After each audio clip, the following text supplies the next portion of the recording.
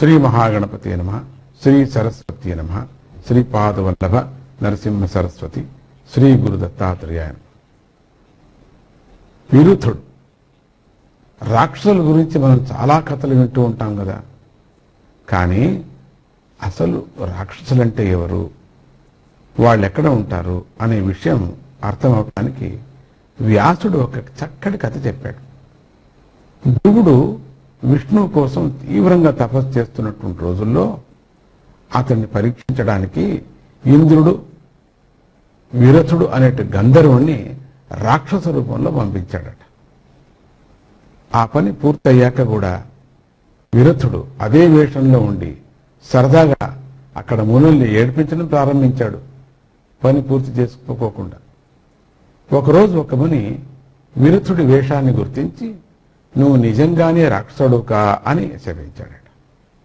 బాగుంది. అప్పటి నుండి వాడు మరింత క్రూరుడయ్యాడు. అయితే సహజంగా గంధర్వుడు అవటం వల్ల వాడి దేవతా శక్తులు దివ్యదృష్టి తగ్గలేదు.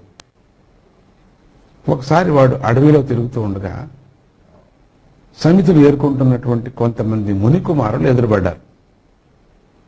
వాడి రాక్షసాకారం చూస్తూనే పిల్లలంతా భయపడి తలో దిక్కును పారిపోయారు. భరతుడనే పిల్లవాడు మాత్రం ధైర్యంగా నిలబడి చూస్తున్నాడు. రాక్షసుడికి వాడి ధైర్యం చూసి సంతోషం కలిగింది, కోపం కూడా వచ్చిందట. ఇంతలో వాడికి ఒక వింత ఆలోచన వచ్చింది. వీడే ఇంత ధైర్యంగా ఉంటే వీడి తండ్రి ఎలా ఉంటాడో చూద్దామని కనిపించి ఆ కుర్రవాణ్ణి బంధించేశాడు. మిగతా పిల్లలు పరిగెత్తుకు వెళ్ళి ఈ విషయం భరతుడి తండ్రికి చెప్పారు. ఆయన వచ్చి రాక్షసుడికి నమస్కరించి, అయ్యా, వీడు నా ఏకైక పుత్రుడు, దయతో వీడిని వదిలిపెట్టు అని బ్రతిమాలాడట.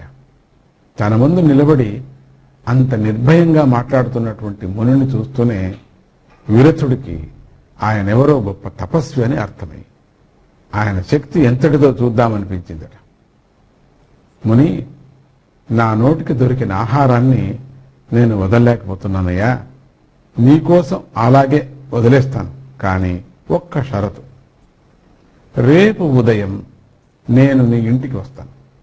ఆ సమయానికి ఈ కుర్రవాణ్ణి నేను ఎక్కడ గుర్తించలేనటువంటి చోట్లో దాచాలి, లేకపోతే నేను వీడిని తినటం ఖాయం అన్నాడట. ముని సరే అని చెప్పి పిల్లవాడిని ఇంటికి తెచ్చి బ్రహ్మదేవుణ్ణి ప్రార్థించాడు. బ్రహ్మదేవుడు ప్రత్యక్షమై పిల్లవాడిని తీసుకెళ్లి తన పద్మంలో ఒక రేకుగా మార్చుకున్నాడట. మర్నాడు ఉదయం విరథుడు వస్తూనే మునితో, ఒరి మూర్ఖుడా, బ్రహ్మదేవుడి పద్మంలో రేకుగా ఉంటే నేనేమైనా తెలుసుకోలేకపోతున్నాను అనుకున్నావా అని గట్టిగా అరిచాడట.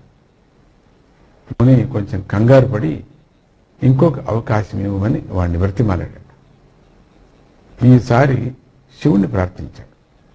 శివుడు పిల్లవాణ్ణి పార్వతీదేవి తలలో పువ్వుగా చేసేశాడు. అయితే రాక్షసుడు తన దివ్యదృష్టితో అది కూడా కనిపెట్టేశాడు.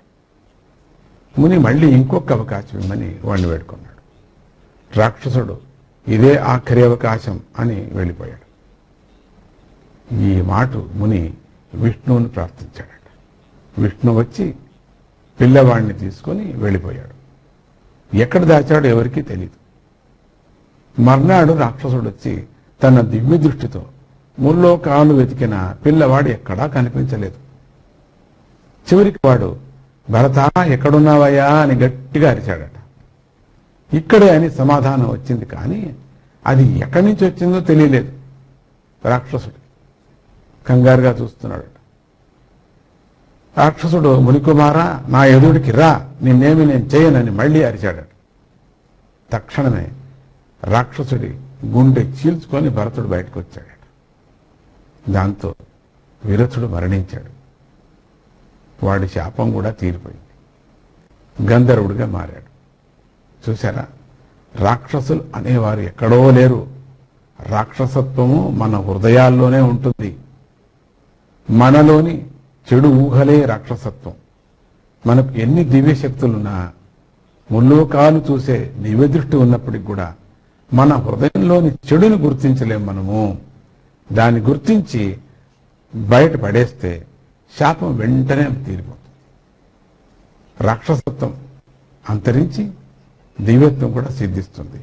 అంటే మనలోనే అన్ని చెడు గుణాలు, రాక్షస గుణము మన హృదయంలోనే ఉంది, ఇన్ని వేరే చోట లేవు అని అర్థం ఇక్కడ. అందుకని దాన్ని సంహరించమంట.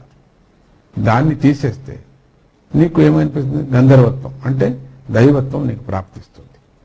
లేకపోతే నువ్వు రాక్షసుడుగానే ఆడుతుంటావు. అందుకని చాలామంది చాలా కోపంగా నేను మనిషి కాదు, నేను రాక్షసుడిని అంటుంటారట. రాక్షస గుణం ఉంది కాబట్టి వాళ్ళు ఆ రాక్షస గుణాన్ని నాశనం చేసినప్పుడు సాత్వికమైనటువంటి సత్వగుణం ఆవరించి వాళ్ళు దేవతలు అవుతారు. మనలోనే ఉన్నారు. భూమి అంతా ఎత్తుకాడు రాక్షసుడు, ఎక్కడా లేడు, తనలోనే దాక్కున్నాడు. అట్లా మనలోనే దాగిన రాక్షసత్వాన్ని సంహారం చేయాలి. జై గురుదత్త, శ్రీ గురుదత్త.